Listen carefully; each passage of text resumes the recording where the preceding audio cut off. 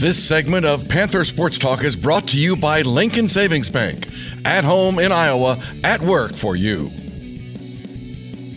Welcome to Panther Sports Talk here with Bobbi Petersen. The non-conference portion of the schedule over as you head into conference play. 10-4, 4 wins against ranked top 25 teams. You have to be happy with what you've seen against a brutal non-conference schedule from your young team. Yeah, I think that's the key there, the type of schedule that we put our kids through this non-conference. And it happens every year. You know, we're in a position that we feel like we have to play the best in the country during this time. And sometimes not just the people we're playing, but when the circumstances that we have to play them under put our kids under a lot of stress, and it's challenging. But I've really been proud of how these kids have responded to that. They have been absolutely resilient. We've been on the road a lot.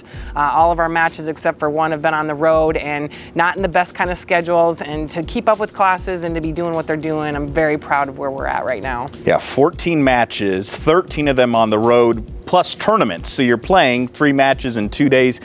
Talk about the challenge that this team has with dealing with that adversity. I think the biggest thing is, you know, just there's a physical component to that. Obviously, you try to prepare for that during the preseason and actually all year long for those physical components, but it's hard. And then you turn around and the mental side of that too is huge. When you're trying to prepare for a team right after you just got done playing another team, and there's a lot of things that are involved in preparation for another team. Obviously, you focus on your side of the net and what you're doing, but to be mentally prepared to go into another match and be able to give your all in those circumstances, and even emotionally, you know, trying to get up for a match right after you just played is a big deal, and we talk about that a lot. You try to train those things, but really, how do you do that in a practice scenario? So it's not just the physical part, which is a big component of it, especially when you're traveling on a bus, but it's also the emotional and mental side of that as well.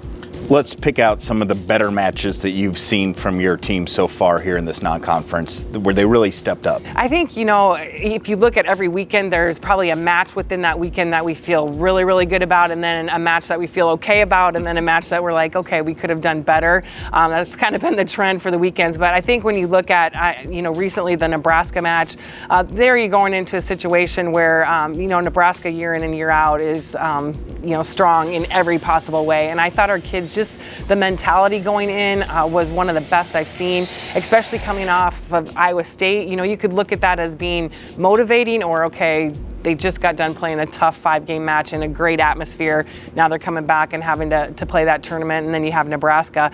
But I thought, you know, I didn't know what was going to happen with the match, obviously, but I felt our mentality was right where we needed to be from the start.